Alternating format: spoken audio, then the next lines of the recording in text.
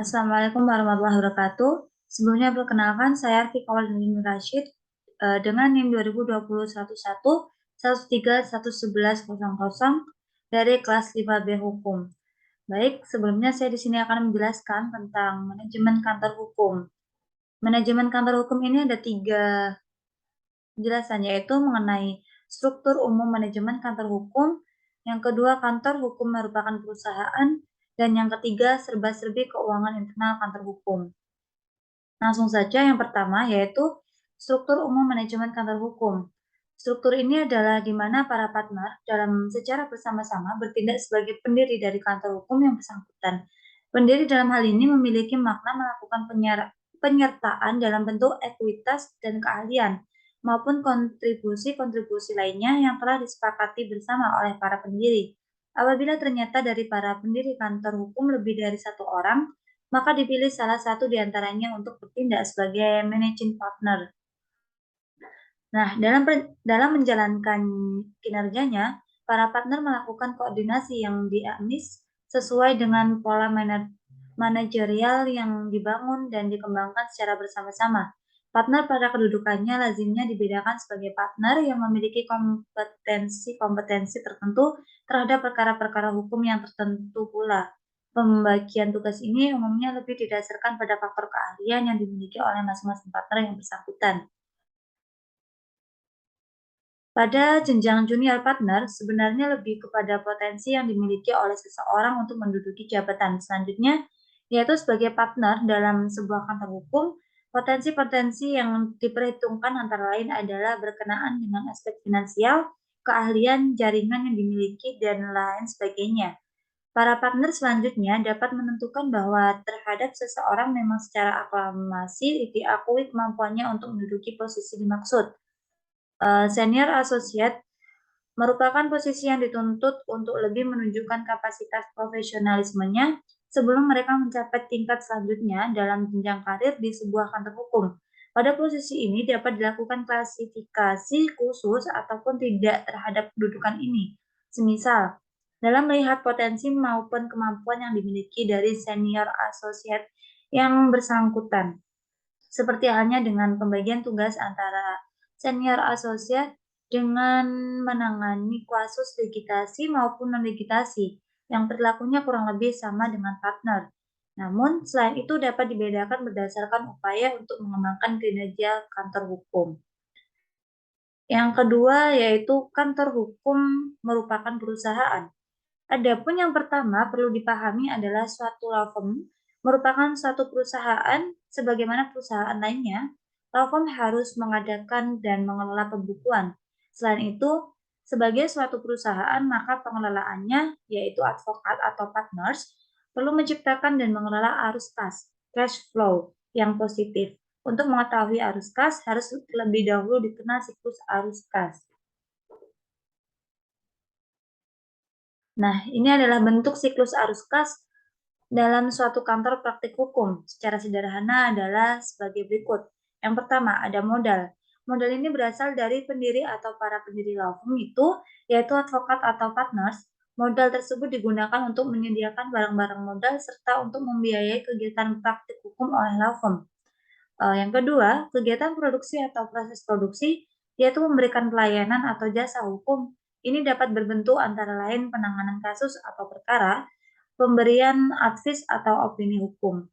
Ketiga, tagihan, yaitu sesuai ketentuan dalam kontrak antara law firm dengan klien. Pada waktunya law firm akan mengeluarkan surat tagihan kepada klien atas imbalan bagi advokat yang telah memberikan jasa hukumnya. Yang keempat, pembayaran tagihan.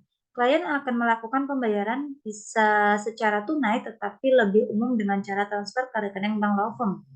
Yang kelima, penutupan biaya, pajak, dan penarikan, yaitu penghasilan yang diterima dari pembayaran tagihan dapat digunakan untuk menutup biaya kegiatan law firm, pajak yang terutang, dan bila ada jumlah tersisa untuk penarikan bagi para partners atau untuk menambah modal law firm.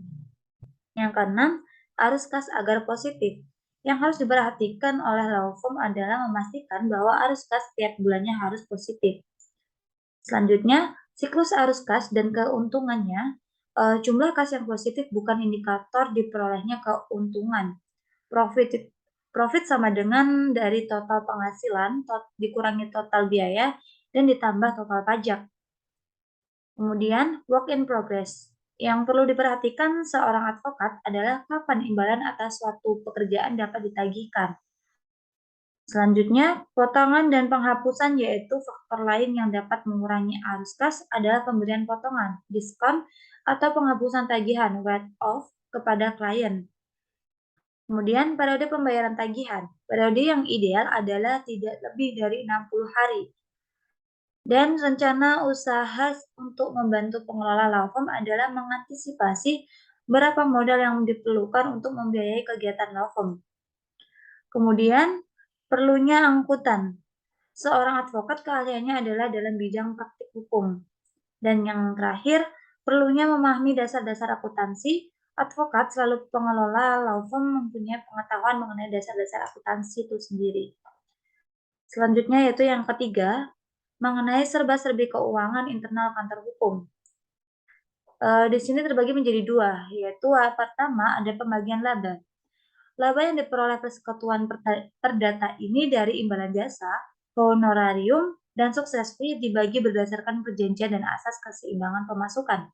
Sebagaimana telah diutarakan di atas, pembagian antara sekutu statuter tentang laba berdasarkan perjanjian adalah dibagi dengan persentase tertentu, sama rata atau proporsional, menurut penyertaan modal, sementara pembagian laba untuk sekutu mendatar diberikan atas keputusan sekutu statuter yang telah termaktub dalam perjanjian ketika law firm berdiri. Sekutu perlu membuat perjanjian pembagian laba dengan disahkan oleh akta notaris.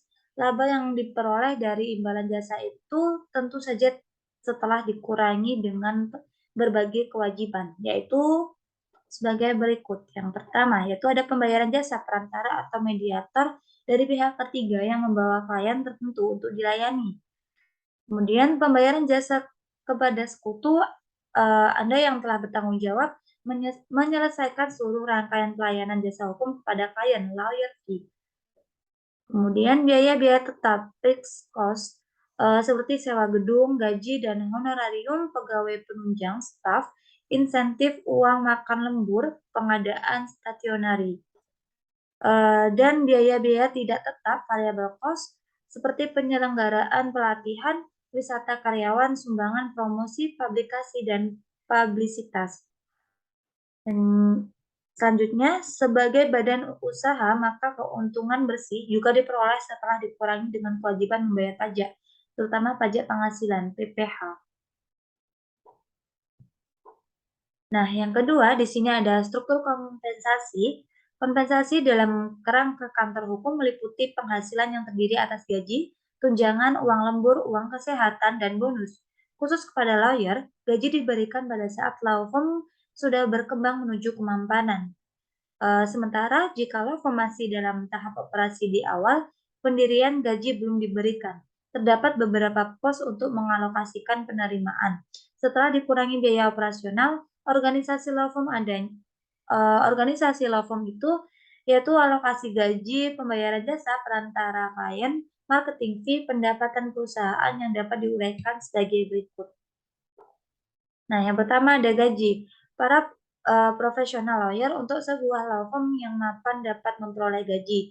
Apabila gaji sudah diberikan, maka para lawyer yang menangani perkara seharusnya 2 orang atau lebih teamwork berhak untuk memperoleh 25% dari nilai lawyer fee dan sukses fee, sehingga law firm Anda dan sekutu Anda akan memperoleh pendapatan sebesar 65% dan sisanya 10-15% adalah marketing fee. Yang kedua ada pendapatan perusahaan. Law firm berhak atas porsi pembagian pendapatan dari lawyer fee dan sukses fee untuk menjalankan roda organisasi, biaya sewa kantor, operasional, ketatausahaan, gaji karyawan, pedagang barang, dan lain-lainnya, serta akumulasi porsi keuntungan tahunan untuk para sekutu. Dan yang terakhir, yaitu ada marketing fee, jasa perantara kepada pihak di luar law firm, outsourcing, layak mendapatkan tanda apresiasi penghargaan. Bagaimanapun seorang klien yang datang untuk memperoleh jasa hukum biasanya berasal dari rekomendasi salah seorang kolega. Porsi sebesar 10-15% tersebut adalah berasal dari nilai lawyer fee dan 10-15% dari nilai sukses fee yang diterima law firm jika perkara berhasil dimenangkan. Mungkin itu saja penjelasan dari saya mengenai tentang, manajemen kantor hukum. Sekian, bila ada salah kata saya mohon maaf. Wassalamualaikum warahmatullahi wabarakatuh. Terima kasih.